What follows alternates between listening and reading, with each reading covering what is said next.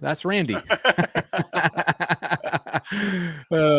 should put. If you're here, I'm selling advertising here. If anybody has anything they want to hey man, put, I'm right with you. yeah, So don't hey, worry. there you go. Don't worry about it. So, Yeah. all right, if you are here with us live in the group, just leave us a comment. Let us know that you're here with us live. We do this every Monday at 2 p.m. Eastern time. So say something in the chat, hit the heart button, hit the like button. Let us know that you're here live with us. It's me and Randy Reid today. And we like to see your names pop up. We like to interact. We want to see some interaction here on these. We don't like just talking to a blank wall. So I can see that we got some people joining us. We're streaming to a few different platforms too. So I think we're on Facebook, we're on YouTube, we're on our live page. So however you're joining us, there should be a place to leave us a comment and let us know you're here with us live. If you're watching the replay, you can type the word replay in the comments too, and that way we know that you're watching. And as we go through the training, this training's for you. Like we put these together to help you and help your school. And so we want to be aware if you're watching it, in case you have a question that pops up, we can jump in and answer those questions. Randy's going to be tagged in this as well. So if you type the word replay as you're watching, we're both going to get notified. And that way, if you have a question later on, we're ready to answer that question. So I'm super excited for today. This is a topic we have not tackled yet. And that's why I brought Randy on, because he is an expert in a couple of these fields. Obviously, you know, Travis and I have been working for a long time with martial arts schools on helping them grow. So marketing, getting ads running, doing the follow-up, doing all that stuff. Randy, though, comes from a line of, I'll let him get into his whole details, but I mean, this guy has built some schools. He's sold some schools. He's got a few schools that are students of his that are, what are they, in the millions now, like multi-million dollar schools. So I mean, this guy knows his stuff. So I hope you all are paying attention, because this is going to be ridiculous as far as value goes. But maybe you've been worried in the past, like, okay, marketing's fine, but I just don't know how to keep the students in. Maybe the front door is wide open and they're just floating right out the back door. If that's you, Randy's got some great tips for you today and some actionable stuff that we're going to be going through. So hopefully you're ready. If you're ready and you're watching with us live, just type the word ready in the comments and let us know that you're here and you're ready to learn some good stuff. If you don't know, my company, Get Karate Students, we've helped right now, I just checked the numbers, 425 martial arts schools enroll over 33,000 paying students. So we know a little thing or two about marketing. And so I'm going to share some of those nuggets with you as well. But if you want to learn how to keep those students and build the leadership, Randy's your guy. And he is going to help us get through that stuff. So say hi in the comments. Let us know you're here live. Let us know you're ready to learn some stuff. Randy, I'm going to turn it over to you, man. Why don't you give everybody just a little bit of a background, kind of like where you came from, and then we'll kind of go from there. Well, first off, thank you for having me. But I want everybody to know that I've worked with John and Travis for a while, and they're really, really good people. They're honest, hardworking people. And that's the only reason I'm here on a Monday, because I don't work on Mondays. How he talked me into this on a Monday is beyond me. For those of you that don't know, I live on an island in Mexico called Cozumel. So instead of being at the beach, I'm sitting in my chair here. We're going to have some great conversations today, and I'll do the quick bragging thing. So I've been in martial arts for 50 years. I was a former top competitor, kickboxer, fist fighter, boxer, whatever you want to do. We did all that for years. At one point, I developed a chain of schools of around, depending on what month it was, 20 to 25 schools, thousands and thousands of students. My organization has promoted over 10,000 black belts. I dissolved the organization a few years back, went in a different direction, but I still stay in touch and work with my top guys. And I call them the four horsemen of Wisconsin. They're in smaller towns, and they're all cracking seven figures. One did, January of this year, they did $222,000. They're on their way to a $2,000 year or $2 million year. And all of that doesn't mean squat if you're turning out crappy karate and you're not really a martial arts. I'm very serious about quality martial arts, and you can do both. There's some systems out there that are designed about money extraction, and I don't much care for those kind of things. So the systems that we use are high quality martial arts with high retention. We have a lot of fun being martial artists. I love it. I love it. Let's talk about some retention, Randy. Let's talk about maybe some pillars of keeping students. In your experience over all that, like 2 or 3 things that are just like, you got to have this stuff in place for retention. Well, there's two, I call them retention. Well, first, I think a better question is, why is it retention important? I love it. There was a guy years back that would only enroll like 7, 8 students a month, but he never lost anybody. And at the end of 5 or 6 years, he was running 400 students. And if you have, they call it, a leaky bucket, you have to put extra energy into your marketing to renew for growth and to renew for loss. And we have a tendency sometimes to forget about that. A student kept is a student you don't have to get. And we work with my group, we work on, we try to keep our retention, our monthly retention, around at least above 97%, hopefully 98%, which is much higher than the average around the country. That means if you have 100 students, 2 of them quit that month. If you have 400, 8 of them quit that month. Now, if your average school is running around 8 or 9%, which is just about 100% at the end of the year. So that's why in January 2022, you had 100 students, and in January, and you're enrolling all year long. In January 2023, you still have 100 students. And if you do the math, it doesn't take an extra 5 students you can keep a month is 60 students a year. At $150, you're talking about $100,000. Now, if you do that for a couple of years in a row, and that's kind of really the system that we're doing, it starts to really build up. We're a fixed cost business. So the more students you have, your rent doesn't go up, your insurance doesn't go up, your lights don't go up. So it becomes very profitable at a certain point. So step one, when I'm working with people, I first get a handle on what your retention is. My battle cry was the same one. None of my students quit. They're always here.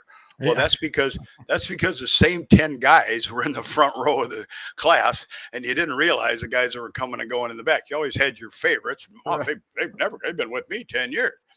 Then you realize you've been enrolling 15 students a month for 20 years. Now you take, like I have a friend had a school in Santa Barbara, California. They had 600 students. They had right at a 3% attrition rate or a 97% retention rate, either one do it. So 3% on 16 or on 600 students is 18 students a month.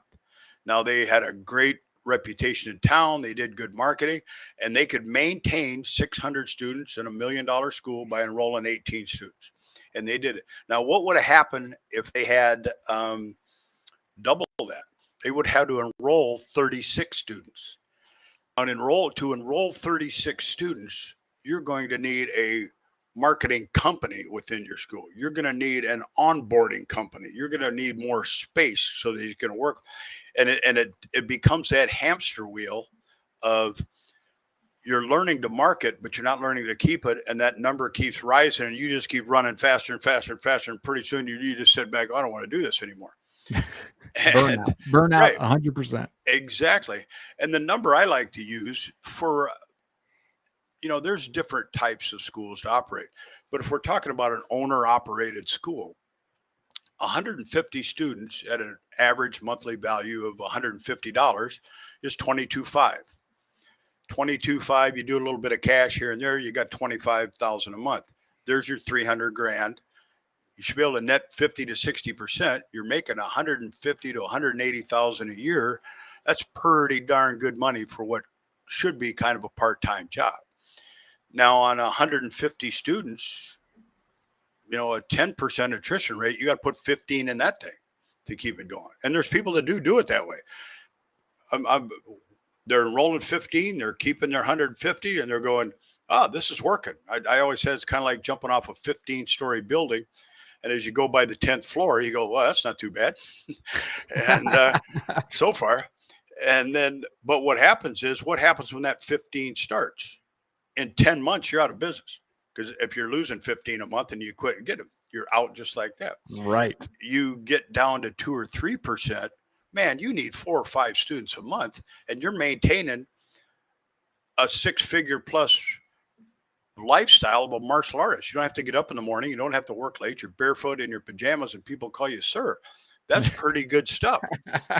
And so people, like I say, that's why I encourage them. Let's figure this retention out. Okay. So now once we agree that we need to take a look at it, and if we're going to be honest, what our real retention is, what are, I don't want to call it the tricks. Let's call it the laws of retention.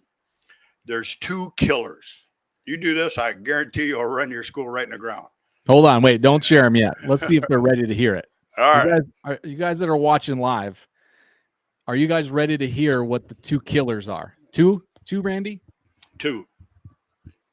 Let me know in the comments. Say 2 killers if you want to know what the 2 killers of retention are. Go ahead and put them in the comments. I'm watching.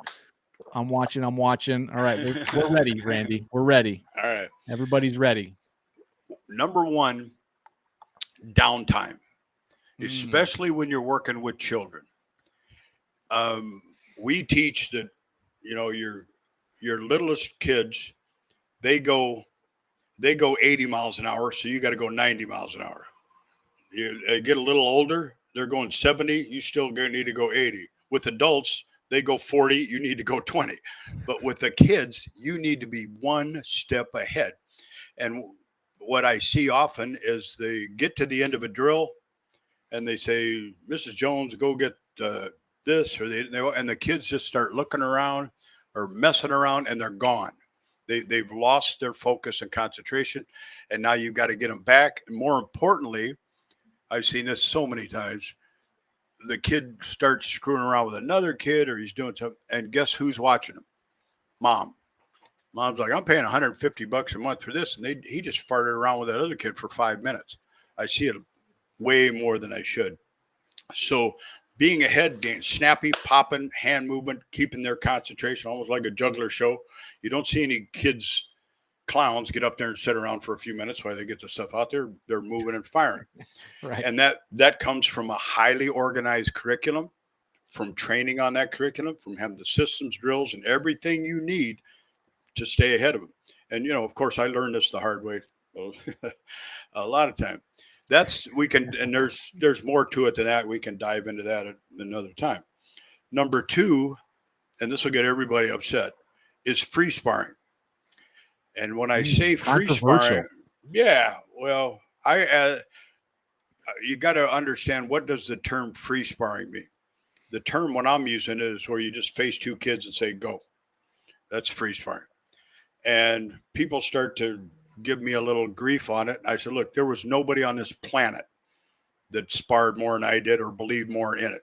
And my guys were all killers. And I lived in the basement because I only had 50 of them, and everybody else quit because we beat the fire out of everything that came through the door because we had tournaments to win.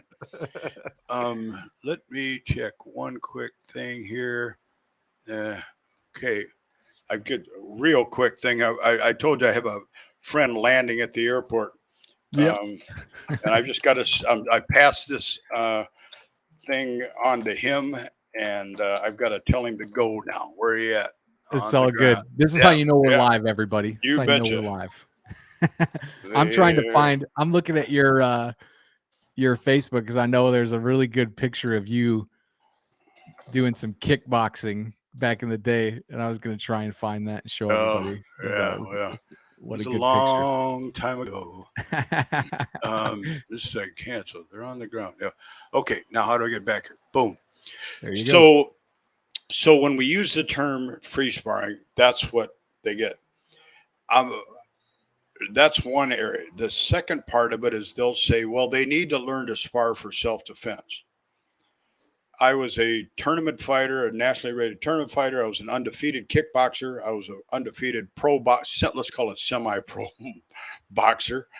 and I owned nightclubs and was a bouncer.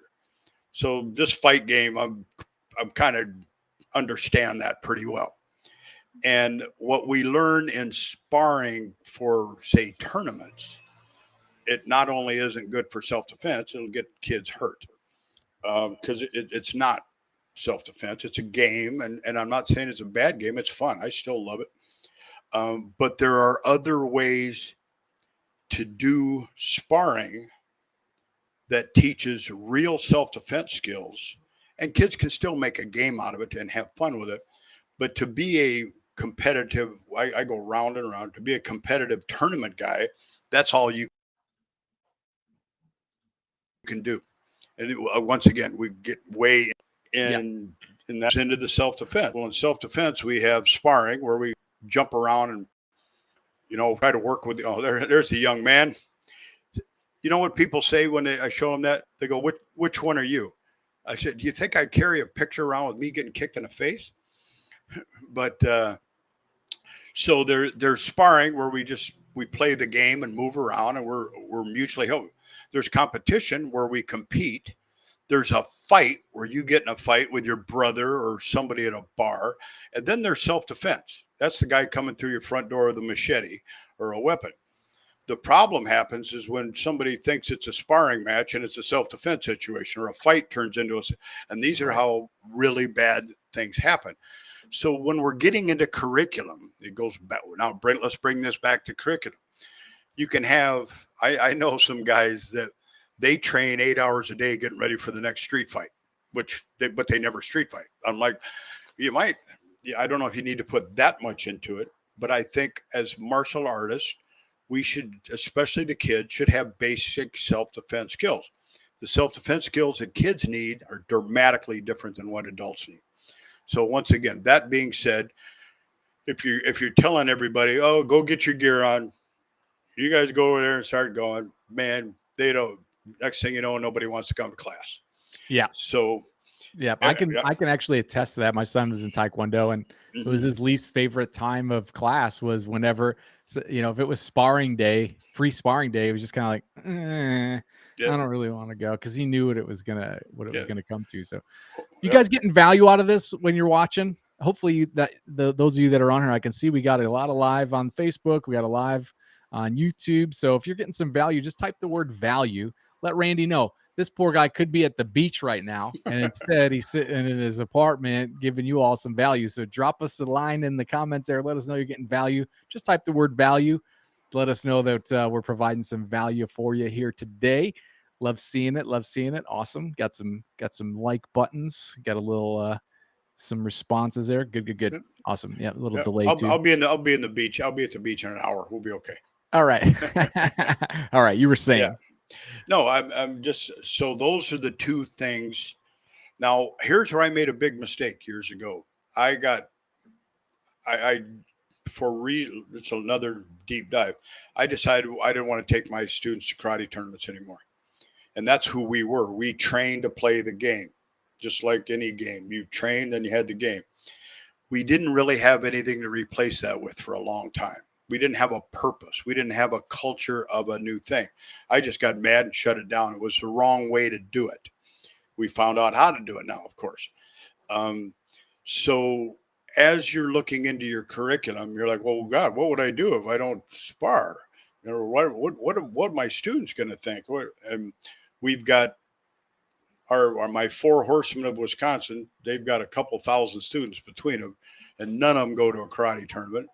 They do some light sparring, free sparring, but mostly it's learning safety drills and self-defense drills that they can learn. So once again, we can do a deep dive on that. So that's my thoughts on retention and how not to goof it up. I got a question for you about that. When you are talking with a school owner, and let's say they do a lot of sparring, a lot of free sparring, and they're doing the tournaments and they're doing all the stuff that you just said to get away from, and there's a bunch of downtime, what kind of pushback do you usually get from them when you're like, hey, this is what you need to do? And then they say what? Like they usually don't listen. It used to be an old thing. We used to laugh. If you got trophies in the window, you're broke. And you're going to be broke forever. And I know because I had a lot of trophies in the window. I was your martial arts school is turning out a product, not unlike a restaurant. There's a lot of people that like hamburgers. There's a lot of people that like steak. Not too many people like Thai food, so there's not that many Thai food restaurants. So if you want your school to be a niche little tournament school, we usually they're more clubs and they're a blast, man. If you don't have to make your full income out of it and you just want to have a place to go bang around and go to tournaments, God, I love, if I could have made a living doing that, I'd still be out there swinging. But it's not a very saleable product. Now, if you go into a group of 100 parents that you don't know and you say, how many would like your kid to be a black belt? A couple might raise their hand. How many would like your kid to be able to defend themselves? A few more would raise their hand. How many of you would like your kid to be a leader with such strong skills he could stand up in front of 100 people and talk? Every hand in the room goes up. Every hand. Yep. So the first one's a Thai restaurant, and the next one's the next. The other one is hamburgers. It's a simple matter of economics. Now the delivery, that's a whole different ballgame. And there's some very successful Thai restaurants, little Thai restaurants. They're not, you don't see a whole chain of them too much. But so there's always an anomaly. Well, I got a fight school and I got 700 students. Okay, good. You did it. Most don't. Yeah. And anybody with any, the kids, I've had kids back in the day go, I don't like getting hit in the face. I'm like, God, I've been getting hit in the face for 30 years and he's smarter than I am. He has the common, come to think of it, son, you really shouldn't want to get hit in the face, should you? It doesn't make any sense at all. And so that product that we're going to sell and how we sell it and the benefit to the consumer in this, if you want to use those terms, student, is that's what makes, when we switched over to our leadership focused curriculum, I'd have a parent come up and it was the old thing. Well, he's taking a summer off to play soccer.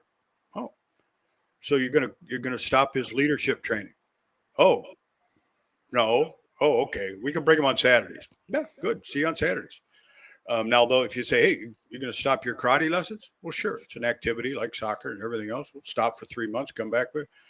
And I would shut them down. And the look on their face was like, oh, yeah, I didn't think about that. Well, of course, we're not going to stop. And same thing, if they come up, Jimmy wants to quit. Yeah, okay. You think Jimmy should work hard and become a leader? Yeah, okay, good. We'll see you Saturday. I don't know what to tell you. What do you want me to do? Want me to tell him he shouldn't be a leader?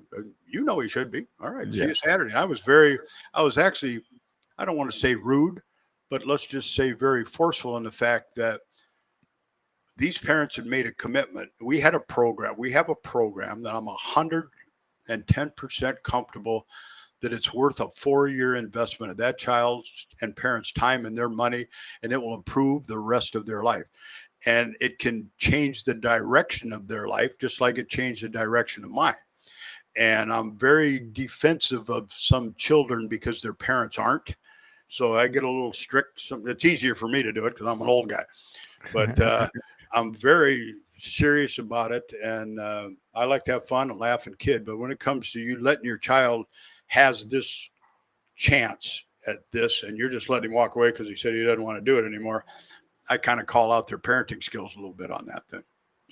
Yeah, you have such a skill at that of walking that line where you can be friendly, Mr. Reid kind of guy, but then you can call people out on their stuff. I'm not sure everybody has that skill set, but I love the epiphany and I love the mindset where you're just we're teaching leadership through martial arts. It's a different way to look at it. And I think that's probably going to be one of the contributing factors to keeping students longer is just changing the way you think about it. Cause I know pretty much, I've interviewed thousands of school owners. Travis has interviewed thousands of school owners. We've been on the phone with these guys and girls and, almost every single one of them, when we say, what's your curriculum like?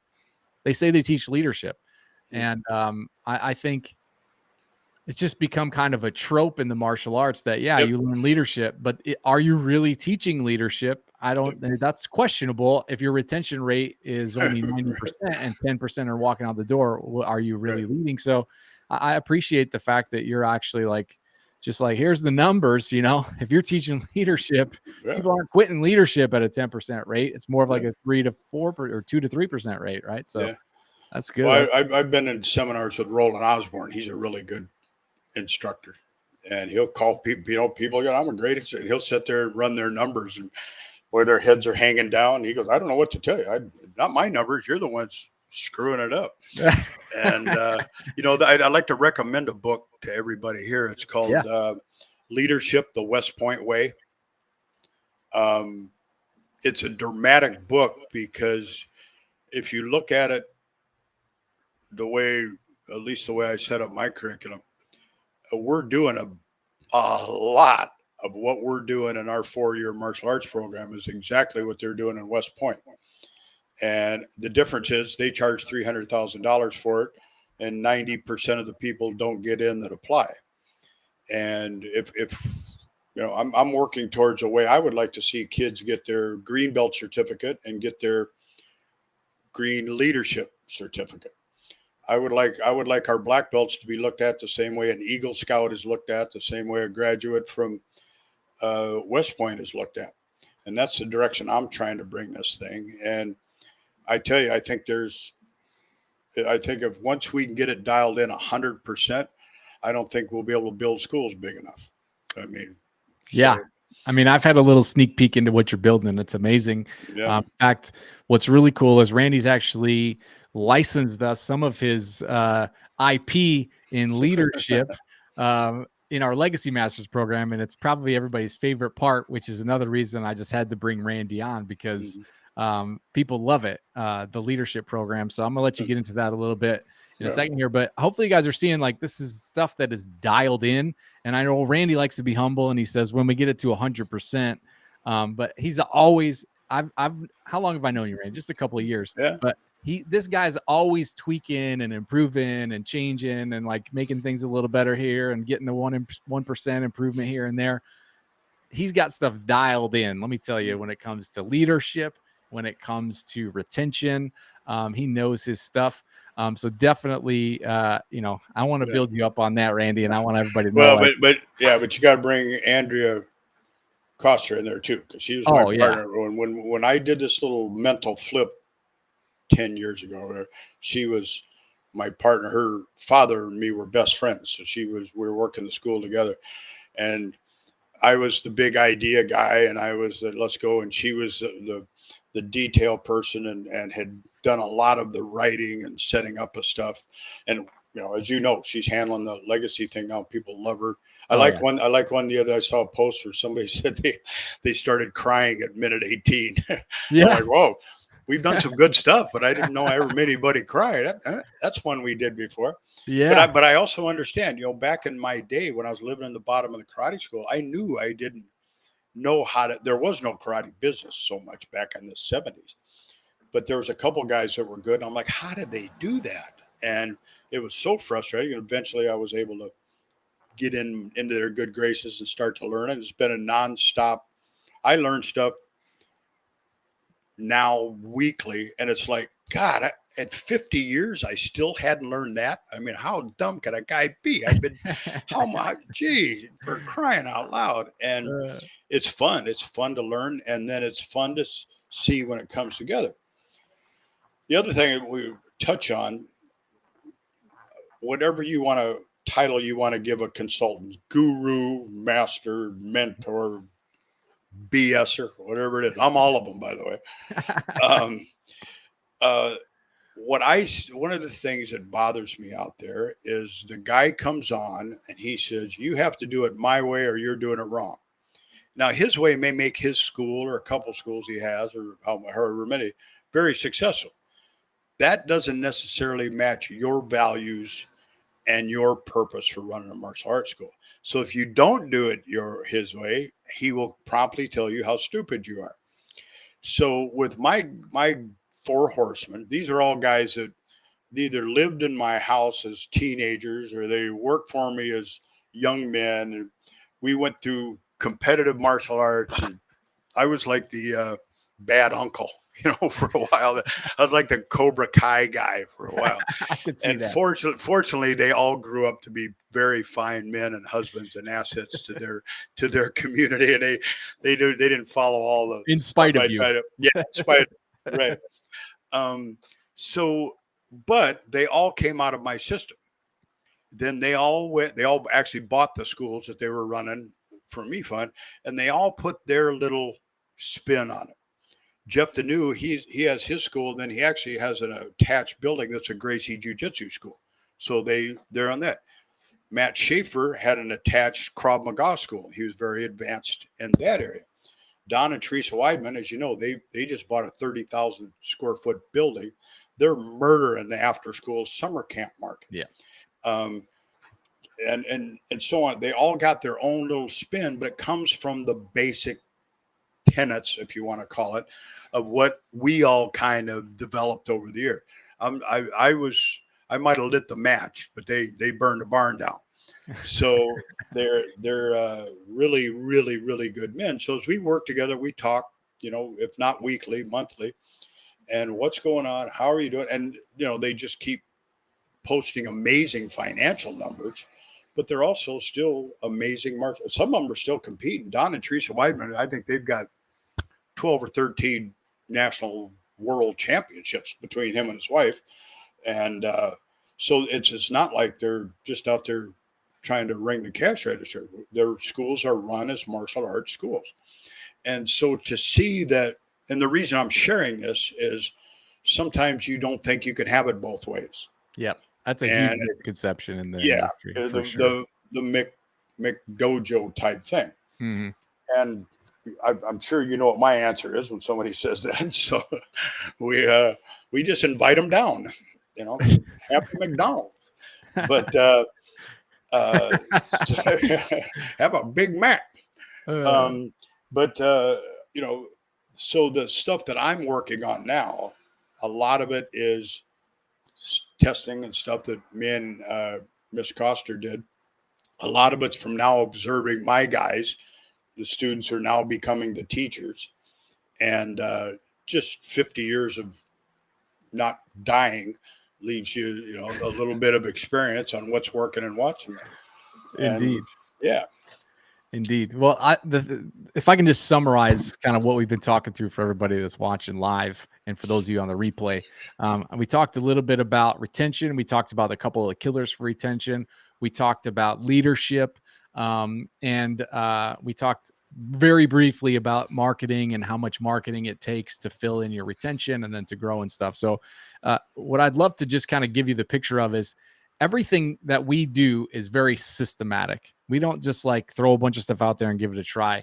What the benefit of being a member of a group like this is you get to kind of peek in and see what we're doing. But if you really want like inside knowledge and you want to, like what Randy, something you said just a few minutes ago, when you said you were trying to figure out like, how are these guys doing it? And then you had to like win your way into the graces of the guys that were doing it and really just kind of like beat yourself up trying to figure out how they do it.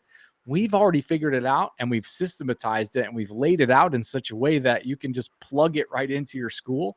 And if that's something you want to learn more about, we do these things called game plan calls. And all this is like a 5 to 15 minute call for us to get on the phone, make sure that you're going to be a good fit for something that we might point you toward, and make sure that we're going to be a good fit for what you're looking for. We have enough members right now that we don't have to enroll you. So we're not going to just, the qualification to join our program is not the question, does your credit card have enough of a balance? Like if we don't think you're a good fit, we're going to point you to somebody else. It's one of the reasons we brought Randy on, because we don't teach curriculum. We don't teach retention. We don't do that. We do marketing. And so if we think you're going to be a better fit, like you got marketing figured out, awesome. You need help with retention? Let me send you over to Randy and you guys can talk it out that way. Maybe you do need help with marketing. That's something we can help you with. Whatever it is, whether it's running ads, whether it's doing the follow-up, whether it's setting appointments, whether it's enrolling students and figuring all that stuff out, making it work like a system. Maybe right now you're just kind of like plateaued at a point and you need to grow and you need to work on retention. We've got stuff put together specifically for that. So if that's something that you're interested in, or if you're just curious of what it would be like to work with us without a big sales pitch, we do these things called game plan calls, and it's not a sales pitch. You literally can't buy anything on a game plan call. It's not allowed. You're going to get on the phone with our program director, Ignacio, or maybe Travis or myself. We're going to talk through a few things, ask you some simple questions like what's going on in the school, what are your goals, where are you struggling, and then we'll be able to point you in the direction of something that we think is a good fit. If it's one of our programs, we'll probably set up a second call that you can actually learn about that stuff. Or we have tons of free resources that we put together. If you look at the history of this group and into our guides section, I mean, it's full of stuff. Plus, we have some stuff in what we call our archives, which is only available if we actually give you access to it. But we've got a ton of stuff put together to help you, because I know that we have like, I don't know how, like a couple thousand people in this group at this point. I don't know what the exact number is, but we know not everybody's ready to be a client or a member of like one of our paid programs. But what we'd love to do is give you some free stuff to help you get to the point where maybe you are a good fit for it. That's kind of our, to just be fully transparent. Our purpose in this group is to help you become a good member of one of our programs. And if that's not the case, we just want to provide as much value as possible to where you just can't stop loving us. That's really our goal, is just to like give you so much value that you're like, I can't not like these guys. They're just they're giving me too much value. So hopefully you're getting that. If you are, I'd love to see you type the word value in the comments right now. Somehow we talked Randy into skipping the beach this afternoon and coming on a call with us. So hopefully you've appreciated that time together. Randy, any other points you want to make before we kind of wrap things up here? Well, just to piggyback a little off of what you were just talking about, having a lot of schools and having successful schools that I work with, we've hired everybody out there. We know, and I either have hired them or I know them and I won't hire them. And I know your program. You didn't even talk about, you've got some software that they really need that'll make their life so much easier. And when somebody's looking, and I've paid a bunch of these Facebook gurus, I've paid them a lot of money and a lot of them failed. Your system is different than all of them, and it works. It's working for 400 people. It works all the time. The first question that somebody asks, and they shouldn't ask this question, well, how much does it cost? And it shouldn't cost anything. If it costs something, you're doing it wrong. If you can't get your money back super fast, it's because you're not doing the work. And so when they're looking into a you're going to have a marketing system. And this day and age, you got to run Facebook ads. Do you want to pay somebody $500-700 a month to do what you can do in a half an hour a week, diving in there with a little bit of knowledge and support? If you have a question, you guys have your Q&As. It's a fantastic program. Then set it up on the software and it'll pay for itself 10 times over in the first month. So, I break down, I get asked to do this kind of stuff all the time. I do very little of it. And I break people down into two categories, givers and takers. And you guys are givers in the way you do things. You always have. Every dealing we've had, you've come from a position of giving. You're men of faith, and you live by those values. And so when people are looking around, this is a good program. It's not going to cost you. You got to put your down payment down. You go right out and get it back. So I love it, man. Well, I appreciate that. And back at you, man. I think, obviously we come from different backgrounds and have different views on things, but I appreciate how I didn't use profanity once on this. You didn't. Aren't you proud of me? I am super proud of you. I was going to bring that up. So yeah, that's great, man. I really appreciate you being on here and, just respecting the values that we have. And I respect you so much and all the stuff that you do, man. So I just appreciate your time here. This is a great time for everybody. It's already happening. They know the drill already. They start hitting that like button over and over again. It sends up this little spray of emojis to just let you know. It's kind of like an applause, right? So thank you guys. I appreciate you. They already know the drill. It's great. So that's all we got for today. If you guys are looking for a little bit deeper of a dive, look at that, man. It's exploding down there with likes. That's amazing. Good job. Good job. Awesome. Well, I appreciate everybody here watching. I appreciate you, Randy. If you want that game plan call, just type the word game in the comments here. You can do that if you're on the replay too. If you've been waiting around for the end to type the word game, now's the time because we're about to end the stream here. So go ahead and type the word game, GAME, in the comments, and either me or Travis or Ignacio is going to reach out, set you up with that game plan call, and we'll get you squared away, pointed in the right direction toward things that are going to help you grow your school. So thanks again, Randy. Appreciate you, sir. We'll talk to everybody. We'll be here next week, Monday at 2 p.m. Eastern, like we are every single week.